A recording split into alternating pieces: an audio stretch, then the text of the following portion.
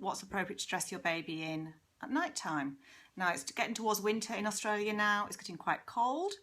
I've got my Ugg boots out, I've got my jumper on, as you can see. So obviously babies are going to get a little bit cold at night time, and we know that if babies are well dressed and have got layers on, they're going to sleep an awful lot better.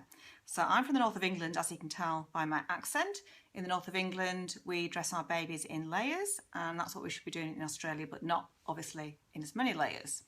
So if, say, your room temperature is 16 to 20 degrees, then they should have a sleeping bag on with a tug value of about 2.5. If they're in a really colder room, say for example 12 degrees to 16 degrees, then they should be in a sleeping bag with a tug value of 3. Now it's also good to have some layers on them as well. I'd probably have a singlet on, I would have a onesie on underneath as well, and it's really important that their arms are covered up. Now if your arms and your top are really sort of covered up, that means that your core is really warm. I also like to put bed socks on babies in winter because, as you know, from the north of England, I used to get cold feet in winter, and if your feet are cold you can't sleep, and babies are much the same. It's really important that we have their heads uncovered because we don't want to increase the risk of SIDS, and if you can't let heat escape from your body, then that is a SIDS risk in babies. So I don't like to overwrap babies, but I don't want to underwrap them either. If you've got a baby who's a young baby, then I would use sheets and a couple of blankets.